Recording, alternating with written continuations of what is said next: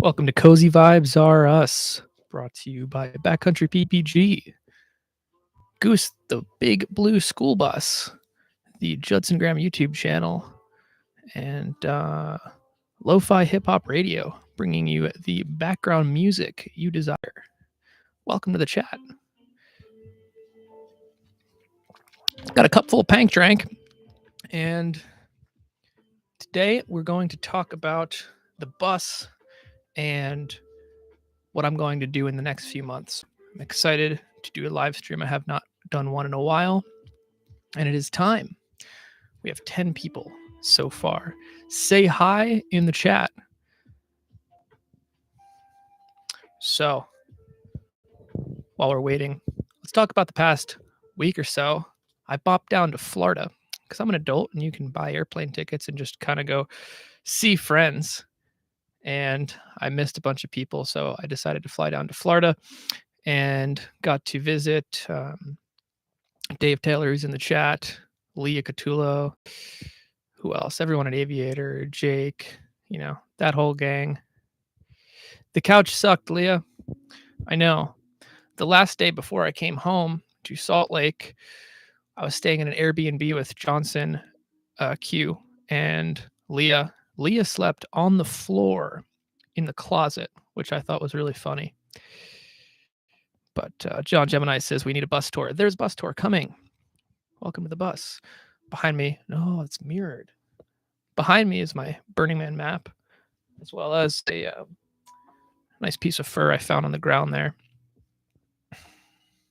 But we're at the south side. Oh, the sun poked out. We're at the south side point of the mountain. At the bottom, there's a bunch of speed flyers out right now. I was just up at the top flying my mustache 15 meter, and it was fantastic. I got about 25 minutes in, and then I was like, oh, we need to go do the live stream. So that is where we are. There is currently 1, 2, 3, 4. Hold on. I'll be right back. I'm bringing my cord with me. There's currently 1, 2, 3, 4, 5, 6, 7, 8, 9. Oh. 10 gliders up at the south side point of the mountain. Yes, Dave DePino, the mustache is quite neat.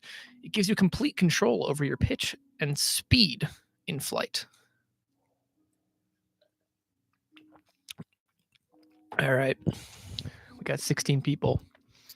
I'm going to wait until the 4-minute mark to talk about the topic. Let's see what else is going on. Recently, I added that push sticker so that people know when they leave the bus to push the door instead of pull the door, because somebody broke the top part. But that's behind us. Matt was talking about my actual mustache. I brought it back. I did a number 1 on the sides. I had regular beard in Florida, but all the speed fly bros were out there rocking their stashes because they're like ski bums, but they have tiny wings. So I gotta fit in. Somebody offered me while I was flying. Somebody flew past me and they said, "Judson, is that you?" And I said, "Yes, it's me." And they said, "Do you want to buy my pink Rapido? Rappi 3? R3, I believe. 11 meter. It's pink. It matches my it matches my whole glider collection. And I'm very tempted to join the Speedwing gang. All right, let's get into it. Why do I want to live stream? Why do I want to talk about stuff? Well, the reality is I've been living in a bus since mid-August, and I've done nothing on the channel publicly to talk about the bus at all. And it's been a huge part of my life since I bought it in March of 2023. And I kind of want to tell the whole story about it. I also want to make a YouTube video about it. But the reason for doing all of this is I want to bring traveling, the experience of living in a Bluebird 2006 Vision bus, to you, because I think you'd like that. And I think that it would bring a wider audience of people to the channel and hopefully get kind of remotely the Baja tour. So let's start from the beginning. I've been living in buses and not really buses, I guess vans and campers for over 3 years now.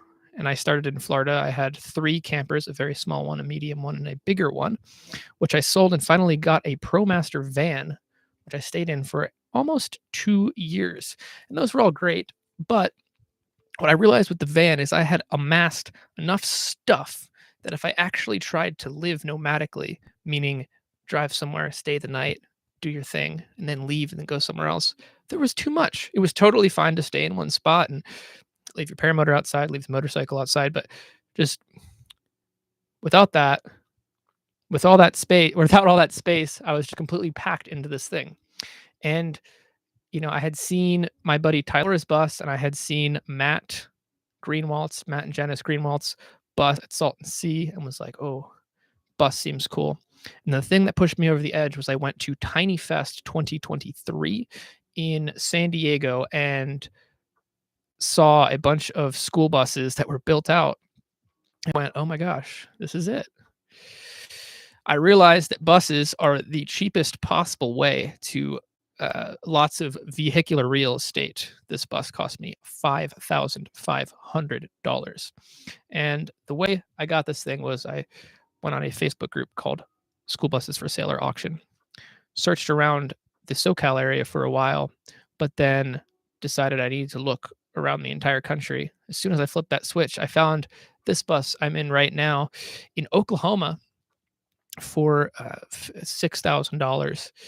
And the special things about this one is it had a Cat C7 engine, which is one of the most desirable bus engines that I was after. It had an Allison 2500 transmission, which is a desirable bus transmission, and it had it's a Bluebird Vision bus. So it's the first bus built on a proprietary school bus chassis, giving it a shorter wheelbase and a 40% tighter turning radius than the competition, which allows me to park in a standard parking spot. It's got the wheelbase of an F-250. So I texted the lady, everything checked out, and I told her I'd be there the next day. Got on an airplane with my buddy Dan, and we met the bus, tried to get it running, and couldn't because it needed batteries. So we put 3 new batteries in it and defeated all of the safety switches, which it took a little while to find all of them. 2 roof latches, 1, 2, 3, 4 safety windows. No. 1, 5 safety windows and 2 back doors. They all have to be closed. And then the bus has to be in neutral with the parking brake on, and then it will start. It started right up, which was really awesome. It had low coolant. I bought coolant. I filled it to the top, and I got in it and drove it to Salton Sea. And that's how I acquired the bus. It's kind of bold in retrospect to get in this thing without ever driving it before and just go on a 1,500-mile trip. Yum, yum, yum. Okay, now began the tough part. I took all my stuff out of the van, took the seats out of the bus, and moved into the bus. Basically empty, just empty shell school bus, sold the van, and drove up to Salt Lake. In the process of selling the van, it was a little bit tricky because I had to wait for a buyer in the Salton Sea until the end of April. And if you know anything about the Salton Sea, it's one of the hottest places in the world. And it was over 100 degrees every day for the last week while I was there. So I was just waiting in gas stations. But drove it to Salt Lake, parked, woke up the next morning, and Wes Thiele was at my door. And Wes was like, dude, man, sweet bus. What are you doing? Do you need any help with it? And I said, yeah, let's do an oil change. And, what else do you know? Because Wes has some experience, lots of experience with big vehicles. So right there on the spot, within the first 5 hours of being in Salt Lake City after moving up from Salton Sea, lots of salt, I got an oil change, got fuel filter, fuel water separator, and met Wes Thiele, which was important. Basically lived in it for a while, and then in June, when Wes left, he had told me, hey, when you're ready to build the bus, take it up north to Washington. I have a space for you. I have a fifth wheel for you, and you can build it in my garage." And I said, "Okay, Wes." And then I called him up, and he said, "Come on up." So me and my brother drove it up to Washington, and at the very beginning of July, and the goal was to complete the bus enough to take it to Burning Man, which is at the end of August. It started on like the 22nd, I believe. And the thing with that is building a bus takes a lot of time and a lot of effort. And I spent about 12 hours a day, every day, in this thing, gutting it, and then building every little stitch of it. Put the floor down first, framed out the walls, insulated everything, ran wiring. And in that process, a lot of people asked, "Why didn't you film it?" And the answer is twofold. Fold number one: simply filming doing anything doubles or triples the amount of time it takes to do anything, because it's like, oh, you need the shot of you walking in the door. Well, you need to set up the camera, start filming, walk out the door, close the door, walk back in the door for every little move. And then you need to edit it. So timeline wise, it just wasn't going to work. But then furthermore, I wanted a project for myself. I spent a lot of time on the YouTube videos, and I found it really rewarding to just be working on something for me, to just put earbuds in, get in the zone, and just work nonstop. And it was honestly really fun. And if my dad's in here, I need to shout him out, because you may not realize it from looking at me, but I grew up not playing video games or not doing anything like that. He just kind of gave me free reign to the workshop, and like my toys were tools, and I would build and create. What did I do? Like air cannons and hoverboards and hovercrafts with a leaf blower, floated around, um, crossbows, snow machines, just all sorts of wild, silly stuff. And I didn't realize it at the time, but I was just like learning how to use tools. So I had no idea what I was doing when I got in the bus, but I quickly realized that I had this like skill set of building stuff that I barely even knew I had, that I was just applying to the bus. So there was no real layout to start. We gutted it, we sat in it, we looked in it, and we're like, yeah, it needs a floor first. We put a floor in, and then we're like, yeah, it needs walls. So we put walls in, and then we went, okay, well, the bed should probably be in the back, and the bathroom should be in front of the bed, and then the kitchen should be in front of the bathroom. And that's exactly what we did. So I need to talk about the parts that Wes did. Now, finding a Wes was a 1 in a million thing. What's up, Jack? Finding a Wes was a 1 in a million thing. Wes is an excavator. He runs an excavation company out of Buckley, Washington, and he's been working on big rig trucks his whole life, and also welding and fabricating race cars and Jeeps and stuff like that. So he knows his way around a welder and how to fabricate stuff. So there's a few key components on this bus that Wes built that are like my favorite things. Number one, being the shower. Now, a Bluebird school bus is 6'6" from floor to ceiling without anything in it, with a ceiling on it, with a floor in it that's about 2 inches thick. You're down pretty low, and then the ceiling is radiused at the corner. So if you put a shower near the edge, even me being like 5'8", I couldn't stand up in it. So we were like, we need to drop the floor. So Wes goes, okay, I'm gonna make your shower. I'm gonna cut a hole in the floor. And I go, okay. But Wes, if you cut a hole in the floor, I can't uncut a hole in the floor, so that you have to spearhead this whole thing. And he was like, okay. And Wes cut a 2 by 2 foot hole in the floor, fabricated from scratch a shower pan that went in the hole, that goes 5 inches down, and is structurally part of the bus, because he took a big piece out of it. He welded it back in. It's all 1/4 inch plate, and then made the shower walls out of 3/16 inch sheet. I don't know, sheet metal. Yeah, I guess that's what you'd call it. And it's fantastic. Pretty much anyone who's a reasonable height can stand up and have a sweet shower in the bus. There's 110 gallons of fresh water and an on-demand hot water heater. So, oh man, if you really just needed a long shower, you could you could take a long shower. The other big West thing that he did was build a rack on the back.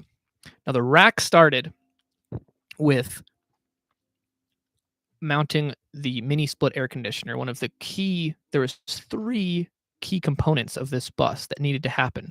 Number 1 was air conditioning powered by the sun. And number 2 was shower and a bathroom. And number 3 was a workspace like the one I'm sitting at now to work. And to do the mini split, you need to mount the mini split outside part somewhere on the outside of the bus. And the best place to do that, in my opinion, is up high on the back, because this thing expels heat. And if you're trying to cool the bus, if you put it underneath the bus, it's going to expel a bunch of heat under the bus and heat it back up. So inspects it out. And then he looks at me and goes, "Joel, build a rack on the back. Why don't we build a rack across the whole back so that you have space up there?" And I'm like, okay. So he drew out on cardboard, cut out with scissors, and handed to me all of these random pieces that I had no idea what that meant. He said, "Take them to the fabricator, have them cut them for me," along with these pieces of sheet metal and these pieces of tubing. I waited 2 days. I put them all in the back of the Ranger, brought them back, and Wes welded together a big metal tub, 1/4-inch base, 3/16-inch sides, and there's 2 spars that come up from the big steel bumper that support the weight of it, and then there's 2 bolting sections that go through the wall to a piece of the frame that hold it forward and backwards. It is incredibly solid. It holds the mini split wonderfully, and you can put chairs and tables, and I got like a hose and a extension cord up there. But you can put 2 chairs up there and hang out and watch the sunset. We had, I don't like 60 gallons of water up there on the way to Burning Man. I think that's about the limit. It was a little top heavy there, but that rack is amazing. And there's a ladder on the side so you can climb up on the ceiling, on the roof. He also helped me install the rest of the solar panels. There is 6 250-watt solar panels on the roof, totaling 1,500 watts, which is more than plenty enough to power my air conditioner, which at maximum pulls about 800 watts. And then once the bus cools off, because it's very, very well insulated, pulls about 400. So even if it's not direct sunlight, I'm still making plenty of power to run the air conditioner. And then up front, we have 400 amp hours at 24 volts. I did a 24-volt system, and that totals 9.8 kilowatt hours, which is a lot. If you don't know, you can think of kilowatt hours like watts sustained for an hour. And so if you have 9.8 kilowatt hours, you could produce 9,800 watts for an hour. You can't, but you could. But the reality is I could run something that pulls 1,000 watts for, I believe, like 9 hours, which is crazy. 1,000 watts is like a kettle. So that's the power system. Very, very happy with the insulation as well. The bus will stay the ambient temperature outside in direct sunlight, meaning if it's 72 outside, even if it's direct sunlight and a normal car would heat up really, really hot inside, if I just turn the roof vent on, it's going to be 72 in here. So you really, really only need the air conditioner when it's hot, and it's very comfy. What else? Well, it's all made out of wood. It's like a cabin inside. I grew up going to a cabin in Pennsylvania that was a lot like this, and it reminds me of that, and I feel cozy in here. I'm going to put a fireplace behind me, but I'm waiting because I'm going on a trip, and this is actually really usable space behind me, and why have a fireplace when you're not going to use it? Josh Perry asks, did you insulate the walls and the ceiling? Josh, yes, I did. I built out off of the wall 2 inches and even insulated in between the windows. You can see that right there. And there is 2 sheets of rock wool insulation. I used rock wool in the walls below the windows,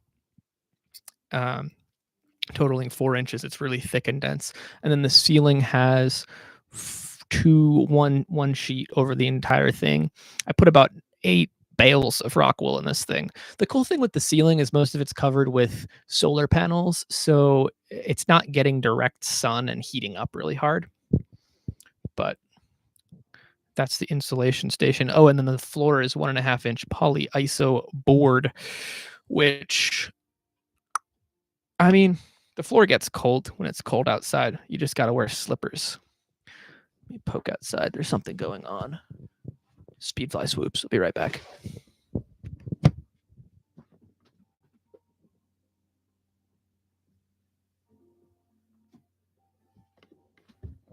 There was some hoopta and hollering from the Speedfly gang. Somebody nailed a sweet swoop. This is my sunset light. I can change how colorful I am. Okay. What else? So I have a bus. It's got a bunch of water on it. It's got a bunch of batteries, a bunch of solar. And honestly, I've just been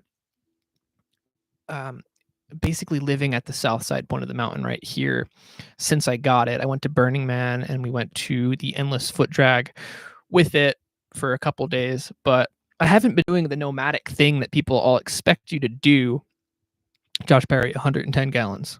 Josh Perry out.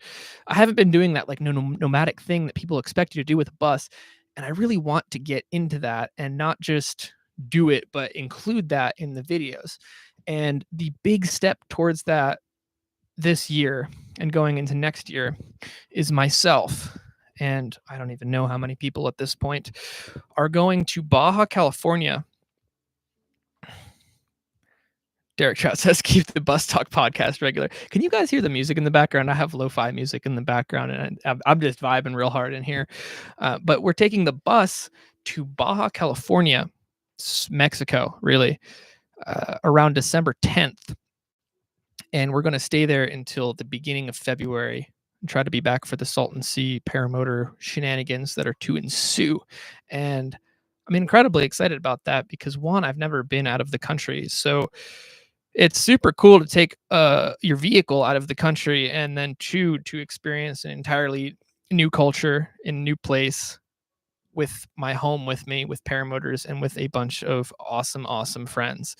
So a lot of the people that were at the Salt Flats video, the big vlog that came out, are going to come, as well as some other filmmakers, hopefully, that I have an incredible amount of admiration for, that kind of inspired a lot of my work, and I can't believe they actually want to come. So that's really cool.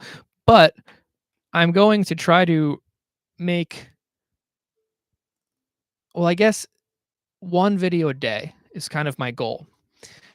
60 seconds, short form, like a short or a reel that will go on Instagram, YouTube, Facebook, and TikTok, and tell a short story about what happened that day. Maybe not the entire day, but just an interaction I had or something like that. But at the same time, film everything and then make a super awesome documentary movie at the end of it. Maybe make a couple vlogs in the interim, but my goal is to make like a video a day talking about the bus, talking about the experience, talking about flying. And I think my gut feeling is that the consistency will bring a new, why is there blue on my face? This light produces no blue at all. My feeling is that the consistency of this will drive a bunch of viewers, and it will also bring a bunch of new people in who are not necessarily interested in paramotoring, but are interested in the bus thing, the nomadic thing, the adventure of a 22-year-old taking their school bus to Baja, California for a month, and hopefully secretly convert them to paramotoring is my goal. So I'm going down there to do that. I'm very excited because I don't know what's going to happen. The plan is to go down there, all meet and gather up in a town, and then all depart and go south. There's no schedule. There's no, we need to be here at this date. It is plan, no plan. But yes, that is what's going to be happening in the next little while. I couldn't be more excited. I also filmed this morning a quick tour around the bus. I thought it was going to be easy, but then I'm like, oh, there's a million different things we need to talk about. But that'll come out in a couple days. I spent the entire day today creating ads for Backcountry PPG, which I've never done before, and it's kind of fun. I get to do my radio voice, which was cool. Imagine, if you will. But that's what's going on. We're 25 minutes into the podcast now, and I hit all of my bullet points, and there's a chat that's starting to go. And I'm going to open it up to you. You can talk to me now. Let's ask questions. Let's converse. It's kind of a one-way conversation.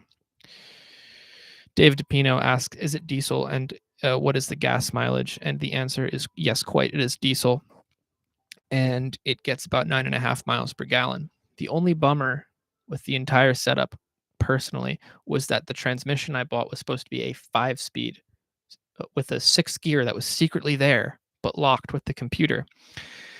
And it turns out this is a 4-speed without a 5th gear or a 6th gear secretly, because it is an early Allison 2500 series transmission. So I gear out at about 70 miles an hour, which is kind of lame. So I can go 65 comfortably. I also got it tuned up in Washington. It went from 520 foot-pounds of torque and 210 horsepower to 250 horsepowers and 800 foot-pounds of torque. So it doesn't accelerate much faster, but it does continue carrying itself up hills. Great. CC, I know the ads look awesome, and I know there is a selling mistake. I just learned today that the reason I misspell so many things in the videos is because if you tap the keypad in DaVinci Resolve, which is very easy to do while you're typing, it will just delete a letter, and you don't even realize it. Quite a bummer. I made 5 banner ads, like still frames, with the dates for trainings and without the dates for trainings, for 2 different trainings. So that was 15 different photos. And then I made 3 short form 15-second ads, vertical and horizontal, advertising 2 different classes. So that was another bunch of them. So oops. If that's the only spelling mistake, I think I did good. What else do van life people do? I don't love the content so much. Like, a lot of it feels really cringy.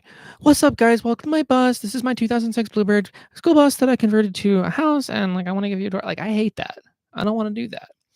I think a big reason that I've never really made content about it, besides the fact that I don't actually move around that much, is that I think a lot of people like get a bus or a van, and then that, I don't want to say becomes their personality, but like their whole thing is I live in a van or a bus. And to me, the mobile living thing has just been a means to an end to be able to move to different flying locations and see people and be in good weather throughout the year. So it's just kind of like a means to an end to me instead of like my personality. Yes, I'm 22, dude.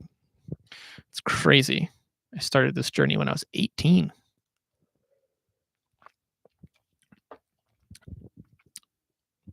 Clayton from the Sultans. Are you the dude from Pennsylvania who was at the sea? The answer is I think between $20,000 and $25,000 into the bus in material. Like the bus was 5,500, and then just countless trips to the Home Depot buying mostly wood, and then the batteries were oh, there's a speed glider in my window. And then the batteries were a lot, like $3,500. And then, air conditioning was 800, inverter was 700, all sorts of stuff like that. One of the philosophies was build it to the best of your ability, but don't go absolutely crazy, because it is a vehicle. They break down, they can crash, they can burn down. I would hope none of that ever happens. But if you drop everything into your van home and something happens, you're going to be absolutely destroyed. And I'm hoping that doesn't happen. I would love to insure it. I don't know if anyone knows how to do that. But I would love to insure it for the value that I think it is instead of just liability. Because one, it was just hard to get somebody to write an insurance policy for it, and it's only liability. Like just to get that was a feat. So to be able to, insure it would be amazing. Derek Trout, what would Judson do? We need to send it. Is it getting cold up there in Pennsylvania, guys? So paramotor theory says it's just an RV. Wouldn't it be easy to get a policy like that? It is and it isn't. Because on paper, yeah, it's an RV. It's registered in Vermont as a motorhome. But then they're like, what model is it? And you go, it's a Bluebird. And then they're like, is it a Wander Lodge? And I'm like, no, it's a Vision Bus. And they go, oh, we don't insure that. So it's a little more tricky than you might think. It's custom, yeah. The other tricky thing with building something like this is most of the time, if you build something home built and you try to register in your state, before you get a registration from the state, they're going to come and inspect it, and they're going to check the electrical. They're going to check. The big thing is that you have wastewater plumbing installed, permanent wastewater plumbing. And I don't have a black tank because I chose to do a composting toilet, which is objectively better. Fight me. But because I don't have a black tank, no state will pass this as a motorhome. But Vermont, you just mail them the sales tax, and they're like, oh yeah, whatever you want. In fact, I submitted the paperwork and said it was yellow, and they sent me a letter back that says vehicles that were previously school vehicles cannot be painted yellow on the road. Please state the intended color you plan to paint it and return the form. So I didn't even have to actually paint it or give them proof I painted it. There's like, tell us it's blue, please. So that happened. Josh Perry says, what's your hardest endeavor when it comes to training students? Have you ever had any funny or crazy training stories? There's been a bunch of close call moments. When you teach people to fly, especially beginners, there is an element of unknown in that. Like, you can build a good repertoire with the student, but ultimately when you send them up into the air, who knows what they're going to do. And I've had a couple people make a couple really silly decisions, but no one's gotten hurt. They've broken gear for sure, but nobody's gotten hurt. It's mainly like, hey, just keep running. Don't jump in the seat. You're going to feel some lift.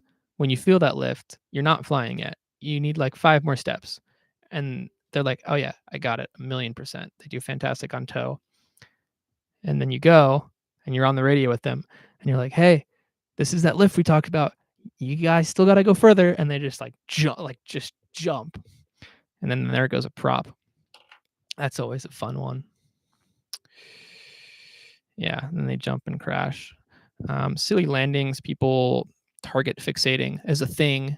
If you go where you're looking, and people get scared of landing, and then they get into this feedback loop of scared of landing, looking at the thing they don't want to land at, and then landing on the thing that they don't want to land on, and then getting further in their feedback loop. Landing is exactly like Cece said, against your instincts. If you're falling to the left, everything instinctually says, put your left hand out. That'd be this one. Put your left hand out to catch yourself. But if you put your left hand out to catch yourself, you're going to turn yourself harder. You actually have to put that one up a little bit and pull the opposite one to straighten yourself out. Paramotor training's fun.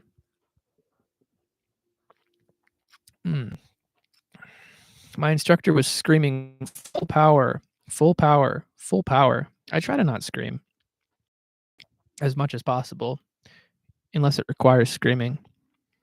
But I train off a one wheel a lot and just kind of ride with people into the air. It's pretty fun. All right. 34 minutes, 40 amazing people are in the live stream. I'm glad I'm in your house or in your life or wherever you are. Derek Trout says Haggerty Insurance seems like it could make sense. Yeah, that would be pretty cool. So, before we go, let's ask some more questions. I'm here for you right now with my microphone. We got a couple. Mark Fraser asks, is there free flying in Baja? I believe there is. I'm hoping we find dunes. I'm bringing all of the free flight equipment. The goal is to free fly and motor. There's mountains down there, so I'm sure it'll happen. I would love to find a dune and soar the mustache. That would really make it for me.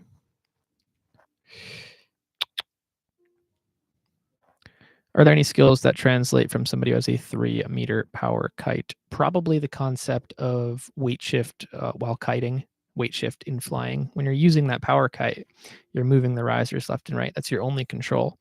And when we kite paragliders, we use a lot of body position. I train a lot of people to use a lot of body position to control the wing because it's free. You can steer without creating drag. And all of that stuff will translate directly. The concept of pulling left to go left will work. But I guarantee if you kite a paraglider, things are going to feel a lot more slow.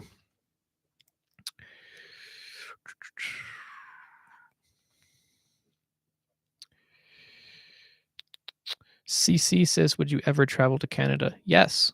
I would love to come to Canada. Not right now. It seems cold up there right now. I don't think this is the time of year, but yeah, summer in Canada would be awesome. One of my lofty goals with the bus is to take it to Alaska, which would require me to go through Canada. So perhaps is the answer.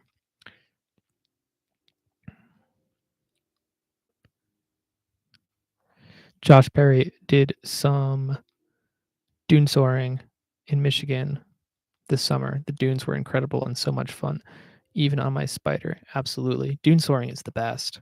It's like amazing ridge soaring like Southside over here, but you can hit the ground pretty aggressively and be fine. I love that. Okay. Oh, is the bus rated for cold weather or do you have to stay above freezing?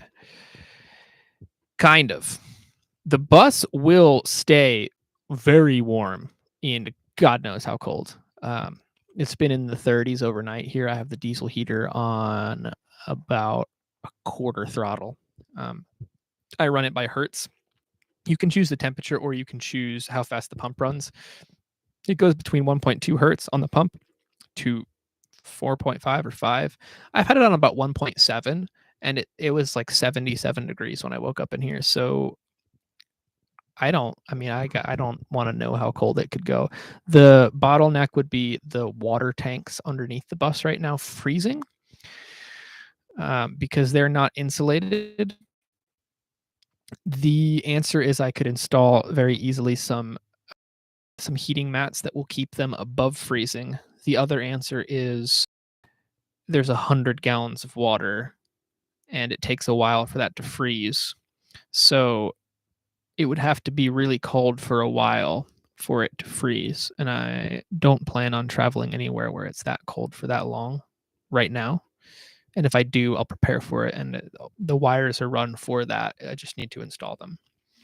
So yeah, it would totally be ready for the cold. I have 3 modes of heat. I will have 3 modes of heat. I have the diesel heater running off the 60-gallon diesel tank. I have the mini split / heat pump that runs off the sun. And then I will have the fireplace. So if worst comes to worst, I can start unscrewing wood and burning the bus from the inside out to stay warm and escape. What's a trap? What's a trap?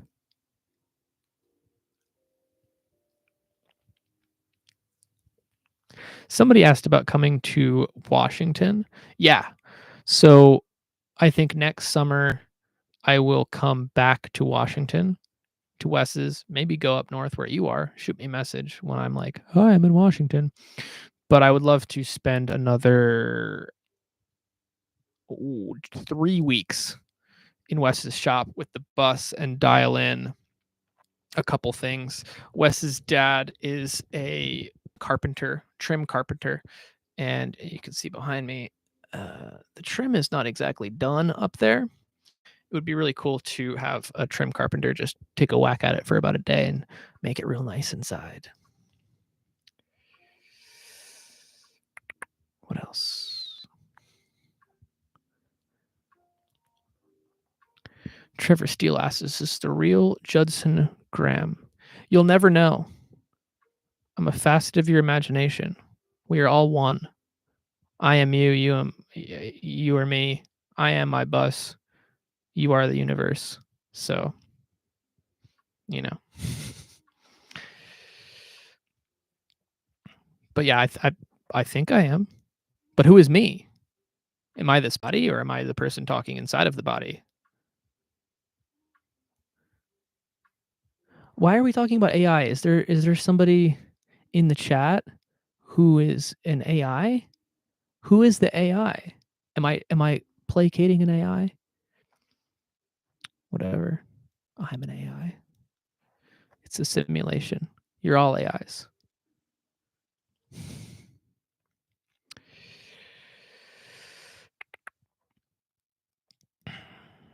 Somebody asked about free flying harnesses. Oh, what harness do I recommend on the MacFly if you plan? Philippe Honduras. What does the little thingy above your name mean? So I fly it with the Soul Rev harness, which is the new one. There's like 3 options. There's the Dudek power seat, which the Maverick and a lot of other paramotors use. There is the Sup Air harness, and there's the Soul Rev harness. I like the Soul Rev harness because it fits somebody my size better. I'm 135 pounds. I'm 5'8". The Dudek power seat has a really low butt area and a long seat board. And so when I fly that, I feel really deep in the paramotor, and the seat board's honestly like a little bit too long. It works fine, but the Soul Rev fits my body better, and I like the pockets on it better. So if you're under, I don't know, 170 pounds and under 5'10", definitely that one. If you're over that, then I would consider trying some other harnesses because you might have trouble getting in the seat. But if you can fly that harness and get in the seat, you'll probably like it a lot. Fresh till death. Have you ever flown Mac Para wings? What do I think of Mac Para wings? I don't have a lot of time on them. I've flown the Charger a couple times. It's fine. It's a B wing for big intermediates.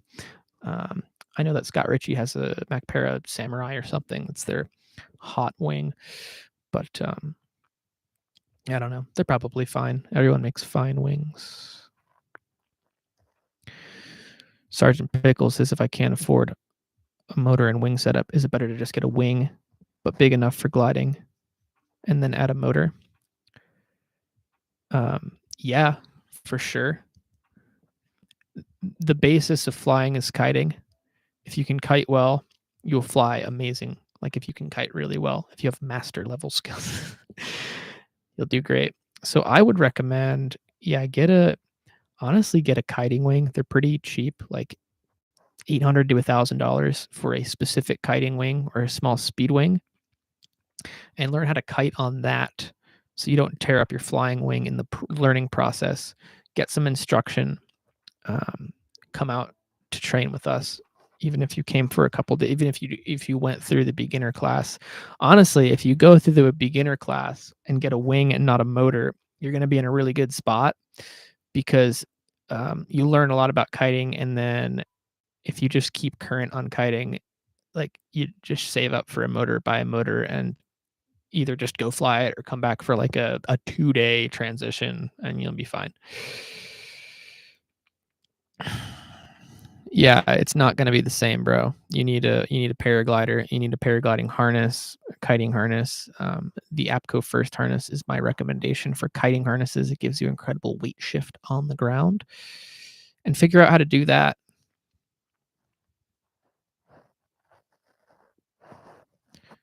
Okay, people are talking about deaf pilots now. I've never trained one. I mean, I've trained people that don't listen to me, but it wasn't because they were deaf. How's the Polini holding up? It's great. I don't have a ton of time on it. I flew it